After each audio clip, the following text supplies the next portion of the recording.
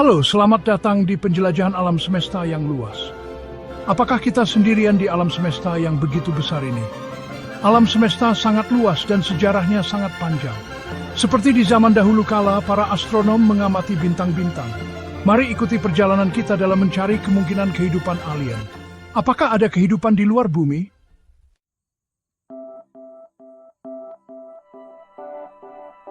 Perjalanan kita dimulai dari sebuah pengamatan sederhana, yaitu alam semesta ini sangatlah luas. Sangat luas, lebih dari yang bisa kita bayangkan. Sungguh ajaib, luar biasa. Galaksi kita, Bima Sakti, adalah salah satu dari miliaran galaksi di alam semesta yang bisa kita amati. Bayangkan, angka yang sangat besar, miliaran, seperti orang bagi-bagi permen saat lebaran. Dan di dalam galaksi kita lagi-lagi ada miliaran bintang. Setiap bintang seperti matahari kita adalah tungku raksasa yang memancarkan cahaya dan panas. Seperti lautan bintang yang tak berujung, setiap bintang mungkin adalah matahari untuk dunia lain yang jauh. Seperti butiran pasir di pantai, tak terhitung jumlahnya. Melihat alam semesta yang begitu luas ini, rasanya sulit membayangkan kalau hanya bumi yang memiliki kehidupan. Kalau hanya kita yang ada, pasti sangat membosankan kan? Seperti pesta yang cuma punya satu macam makanan.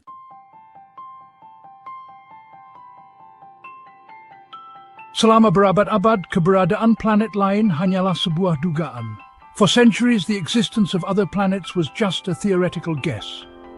Dengan teknologi baru, sekarang kita bisa menemukan dunia-dunia yang jauh ini, Logi. We can now find these faraway worlds. Ribuan planet unik telah ditemukan. Thousands of unique planets have already been discovered. Ada berbagai macam jenis planet, mulai dari planet gas raksasa hingga planet berbatu seperti bumi. From giant gas planets to Earth-like rocky planets, there are many types. Banyak planet berada di zona yang memungkinkan adanya air, yang berarti kehidupan juga mungkin ada. Many planets are in zones where liquid water could exist, meaning life could too. Ini memberi kita harapan bahwa mungkin ada kehidupan di luar bumi. This gives us hope that life might exist beyond Earth. Pencarian planet lain menunjukkan rasa ingin tahu dan kreativitas manusia. The search for other planets shows human curiosity and creativity.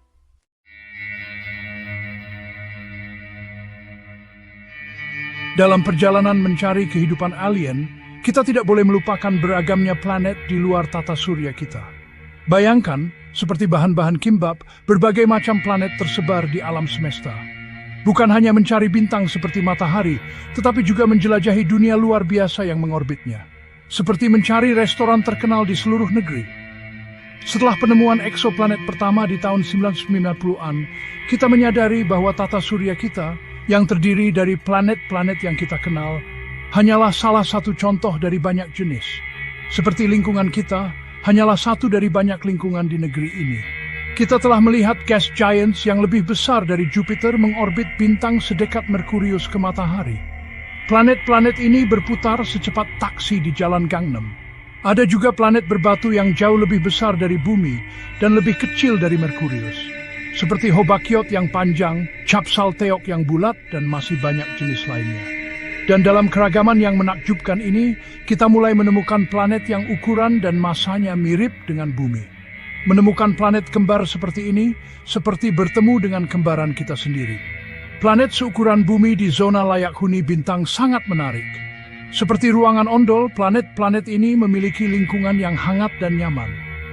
Sistem TRAPPIST-1 memiliki 7 planet seukuran bumi. 3 diantaranya berada di zona layak huni, menunjukkan kemungkinan yang luar biasa. Seperti melihat 7 bulan di Jongwol-Deborum. Planet seperti bumi yang dulu tampak langka, mungkin sangat umum di alam semesta. Seperti bintang di langit malam, mungkin ada banyak planet seperti bumi.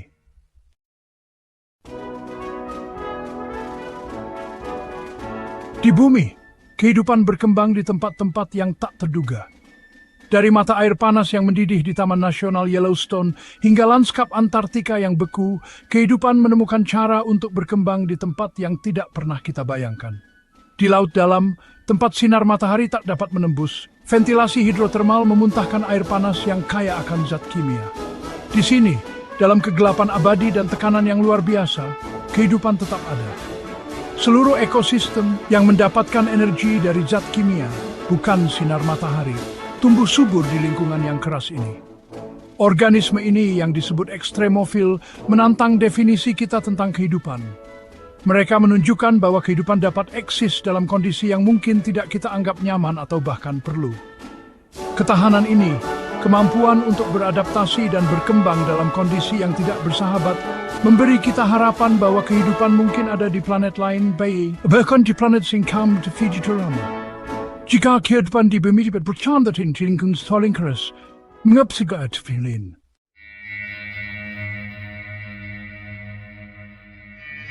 Sepertinya seluruh alam semesta dipenuhi dengan bahan-bahan dasar kehidupan. Molekul organik kompleks yang dulu dianggap hanya ada di bumi, sekarang ditemukan di mana-mana di alam semesta yang luas ini. Komet, pengembara es di alam semesta ini, mengandung asam amino yang merupakan blok bangunan dasar protein. Seperti kimchi yang mengandung bakteri baik, asam amino ini penting untuk kehidupan.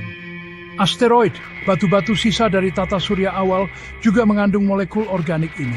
Awan gas dan debu raksasa di antara bintang-bintang yang disebut awan antar bintang juga mengandung molekul organik kompleks.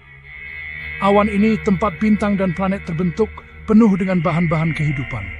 Seperti bahan-bahan untuk hidangan saat festival, mereka adalah hal-hal penting untuk awal yang baru. Meluasnya molekul organik menunjukkan bahwa blok bangunan kehidupan tidak terbatas hanya di bumi. Sepertinya molekul-molekul organik ini ada di mana-mana di alam semesta. Dan selama pembentukan planet, mereka mungkin telah mencapai banyak planet, menyediakan simpehan untuk awal kehidupan.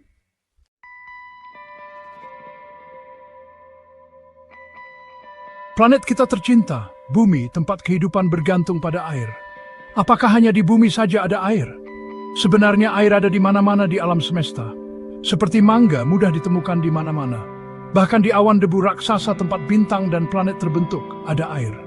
Di tata surya kita sendiri ada banyak bukti keberadaan air.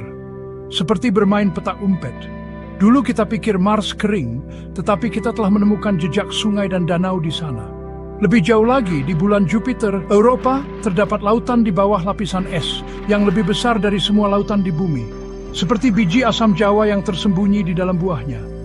Air mancur menyembur dari kutub selatan bulan Saturnus, Enceladus. Artinya ada air di bawah permukaan, tempat kehidupan mungkin ada. Seperti teh hangat yang menyimpan banyak rahasia. Semua bukti ini menunjukkan bahwa kita mungkin tidak sendirian di alam semesta. Mungkin di suatu tempat yang jauh, kehidupan berkembang di air. Seperti misteri alam semesta yang tak terhitung jumlahnya. Bukan itu menarik?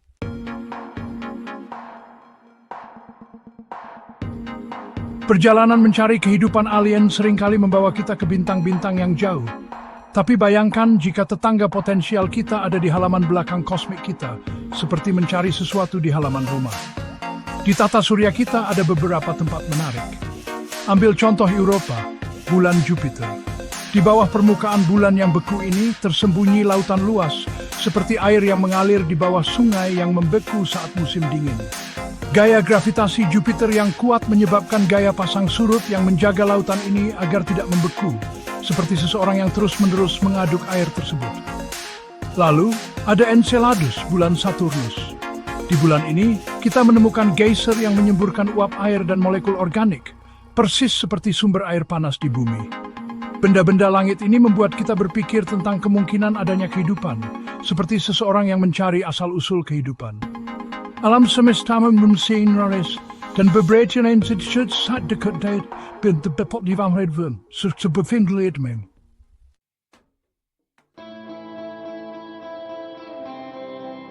Salah satu misteri ilmiah terbesar adalah asal-usul kehidupan. Bagaimana kehidupan bisa muncul di subpurba bumi awal? Seperti memasak sayur dengan berbagai macam bahan, begitulah kehidupan bermula dari campuran tersebut. Setelah bumi terbentuk, kehidupan muncul dengan relatif cepat. Kehidupan yang muncul begitu cepat menunjukkan bahwa jika kondisi yang tepat terpenuhi, kehidupan dapat berkembang dengan mudah. Seperti yogurt yang mengental, begitulah kehidupan muncul secara alami. Jika kehidupan bisa muncul begitu cepat di bumi, mungkinkah ada kehidupan di planet lain juga? Ada banyak sekali kemungkinan bagi kehidupan untuk muncul di alam semesta. Di alam semesta yang luas ini, mungkin kita tidak sendirian. Mungkin saja di suatu tempat ada yang suka makan kue lapis seperti kita.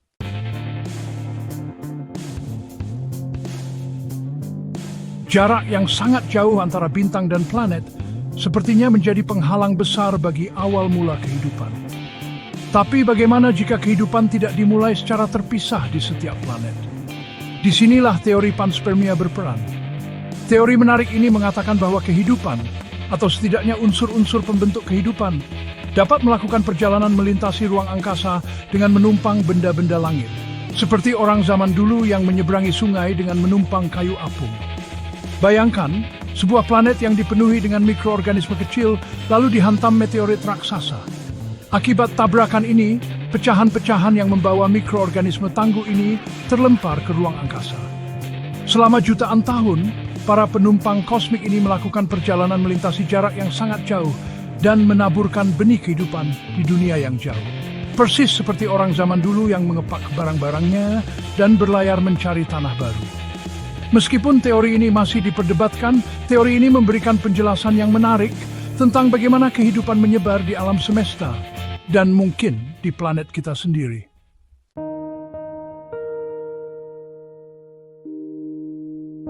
Bayangkan betapa luasnya alam semesta ini. Dan jika kita berasumsi ada kehidupan di tempat lain, kita mungkin berpikir kita seharusnya sudah bertemu alien. Inilah pertanyaan utama dari paradoks Fermi.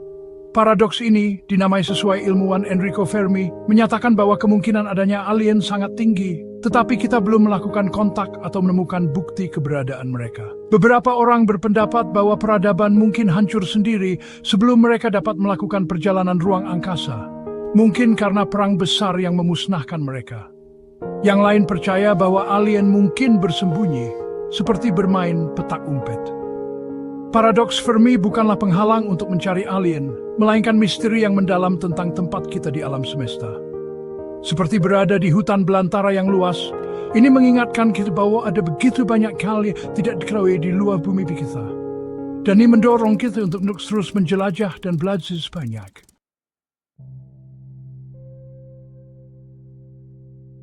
Pada tahun 1961, seorang astronom bernama Frank Drake membuat persamaan yang sangat rumit. Persamaan ini digunakan untuk memperkirakan jumlah peradaban di galaksi kita yang dapat berkomunikasi. Seperti menghitung kemungkinan mendapatkan skor sempurna dalam lomba seluncur indah, rumit dan menarik. Persamaan ini yang dikenal sebagai persamaan Drake mempertimbangkan banyak faktor.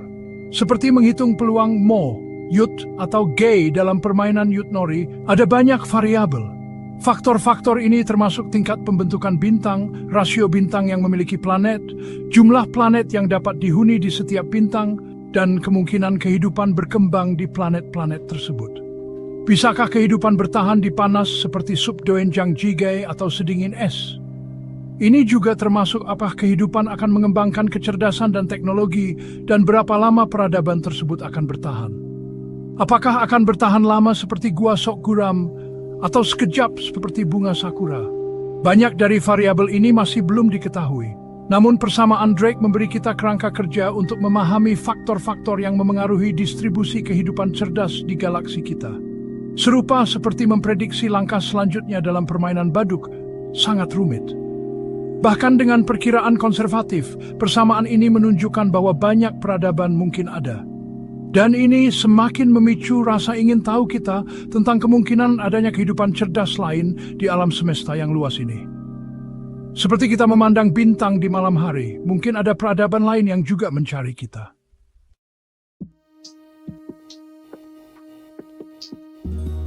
Di bumi ini, kita sudah mulai menciptakan alam semesta digital kita sendiri. Seperti zaman dulu para resi bermeditasi untuk memahami rahasia alam semesta. Sekarang kita menggunakan komputer untuk membuat dan menjelajahi alam semesta baru. Simulasi canggih ini menunjukkan proses terbentuknya planet dan galaksi. Seperti kita memasak, kita masukkan bahan-bahan dan lihat apa yang terjadi, persis seperti itu. Di lab virtual ini, kita bisa mengubah hal-hal seperti gravitasi dan pembentukan bintang. Seperti kita menyetel alat musik, kita juga sedang mencari tahu rahasia alam semesta. Planet seperti bumi di mana kehidupan mungkin ada, cukup umum di zona Goldilocks. Seperti bunga yang bermekaran di musim semi, kita menemukan banyak planet seperti itu. Ini berarti bumi kita mungkin tidak begitu unik. Seperti kita bisa menemukan jajanan enak di mana-mana. Mungkin ada banyak planet seperti bumi ini di alam semesta. Alam semesta mungkin penuh dengan kemungkinan yang tak terhitung jumlahnya. Seperti membuka kotak ajaib, siapa yang tahu apa yang tersembunyi di dalamnya.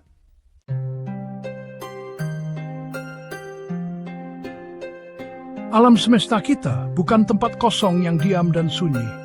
Di sini selalu ada sesuatu yang terjadi, seperti taman yang penuh dengan bintang-bintang baru yang bermekaran, seperti bunga di musim semi. Indah sekali ya, kelahiran kehidupan baru. Di antara bintang-bintang, awan debu dan gas melayang-layang, dan gravitasi seperti seorang pengrajin mengumpulkan semuanya untuk membentuk benih-benih bintang baru, seperti membuat tembikar dari tanah liat. Kemudian, ketika tekanannya sangat tinggi, awan-awan ini meledak dan bintang-bintang baru menyala. Seperti bara api yang menyala, begitulah bintang-bintang baru terbentuk. Dan bintang-bintang baru ini menerangi nebula di sekitarnya. Terbuat dari debu dan gas, seperti lukisan yang sangat indah. Seperti gambar ajaib. Tapi ceritanya tidak berakhir di sini. Di sekitar bintang-bintang baru ini, puing-puing yang tersisa berputar dan planet-planet baru terbentuk. Seperti adonan yang diuleni untuk membuat roti. Miliaran tahun yang lalu, tata surya kita juga terbentuk seperti ini. Dan sampai hari ini hal yang sama terus terjadi di alam semesta. Seperti memasak hidangan baru. Planet baru, kemungkinan baru selalu tercipta. Sepertinya alam semesta tidak cukup dengan satu cerita. Seperti hidangan lezat yang terbuat dari berbagai bahan, alam semesta juga penuh dengan banyak cerita. Kelahiran, kematian, dan kelahiran kembali. Semua ini terus berlanjut. Ikan kreatu kemungkinan aja given som fada. Promises sequences et huran petpude.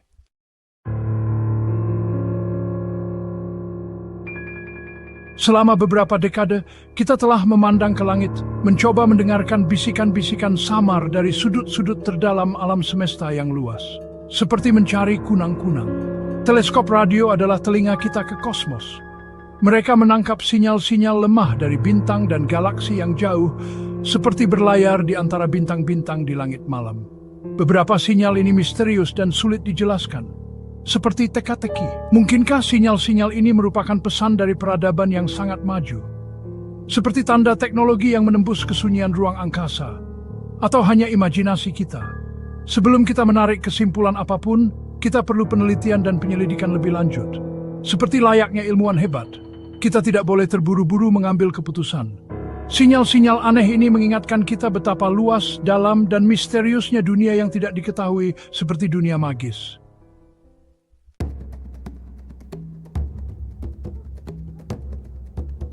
Di bumi, kehidupan bergantung pada energi matahari. Fotosintesis adalah mesin dari sebagian besar ekosistem. Tapi bagaimana jika kehidupan bisa ada tanpa cahaya? Di laut dalam, ventilasi hidrotermal yang juga disebut perokok hitam memberi energi pada ekosistem yang unik. Ini seperti mata air panas bawah air. Biosfer tanpa cahaya ini menantang pemikiran kita tentang kehidupan. Bayangkan dunia seperti surga tanpa matahari. Seperti versi luar angkasa dari film Das Boot, ini kesuben Sicilian di Stimbulon. Kuis ini menakjubkan.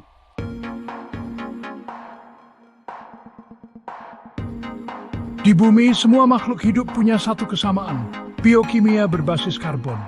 Karbon membentuk molekul kompleks yang merupakan dasar kehidupan. Tapi apakah ini satu-satunya cara? Mungkinkah kehidupan di tempat lain terlihat berbeda? Beberapa ilmuwan sedang memikirkan tentang biokimia yang berbeda. Silikon bisa menjadi blok pembangun kehidupan. Alam semesta yang luas ini menunjukkan kemungkinan yang tak terbatas.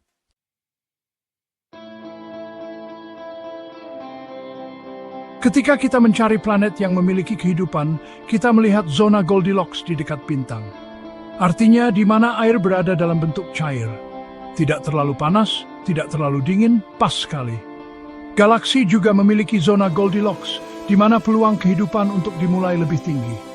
Seberapa dekat bintang-bintang, ledakan supernova dan elemen berat, semuanya menentukan di mana zona ini berada.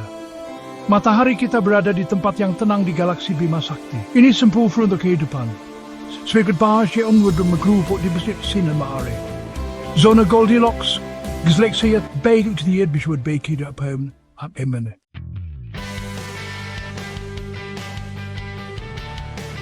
Di bumi, kehidupan menunjukkan ketahanan yang luar biasa.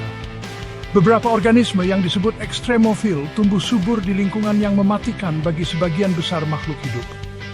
Ambil contoh tardigrada yang menakjubkan. Makhluk mikroskopis ini dapat bertahan hidup bahkan di ruang hampa udara. Juga dikenal sebagai beruang air, hewan kecil ini dapat menahan suhu dingin yang ekstrem, radiasi yang mematikan bagi manusia, dan bahkan tekanan besar di laut dalam. Mereka memiliki kemampuan luar biasa untuk memperlambat metabolisme mereka dan mematikan aktivitas biologis mereka. Memasuki keadaan dorman seperti hibernasi di luar angkasa sampai kondisinya membaik.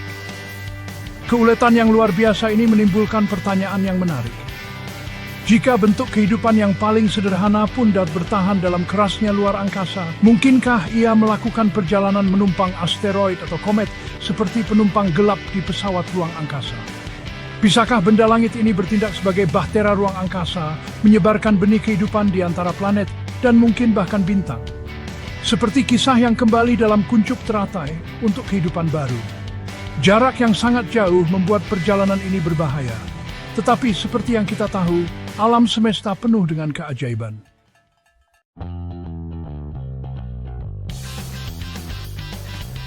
Kita seringkali takjub melihat betapa rumitnya kehidupan. Tarian rumit DNA dan protein dan keseimbangan ekosistem yang rapuh. Tapi pada dasarnya kehidupan adalah kimia. Sebuah simfoni atom dan molekul. Semua ini berinteraksi di seluruh alam semesta berdasarkan hukum dasar yang sama. Dari mikroorganisme terkecil hingga paus terbesar, semua kehidupan di bumi terbuat dari beberapa unsur. Karbon, hidrogen, oksigen, nitrogen, fosfor, dan sulfur. Unsur-unsur ini tidak hanya ada di planet kita. Mereka tersebar di seluruh alam semesta. Terbentuk di dalam bintang dan kemudian menyebar ke seluruh angkasa. Jika bahan-bahan dasar kehidupan ini begitu umum, mungkinkah kehidupan juga sama umumnya seperti yang kita duga?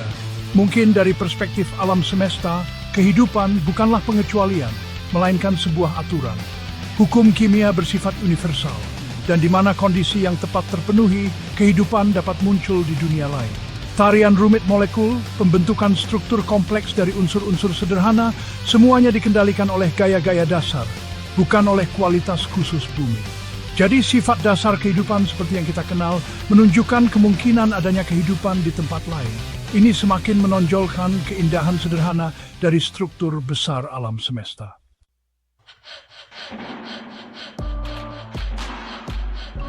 Bumi kita tercinta hanyalah setitik kecil di hamparan semesta yang luas. Dibandingkan dengan usia alam semesta yang 17,8 miliar tahun, bumi kita yang berusia 4,5 miliar tahun masih sangat muda. Bayangkan, sudah berapa lama galaksi kita ada? Tak terhitung jumlahnya bintang-bintang lahir, hidup dan mati, menyebarkan bahan-bahan penting untuk kehidupan di seluruh alam semesta. Banyak sekali planet yang mengorbit bintang-bintang, dan beberapa bahkan jauh lebih tua dari bumi kita. Kira-kira apa yang ada di alam semesta yang luas ini ya? Membayangkannya aja sungguh menakjubkan.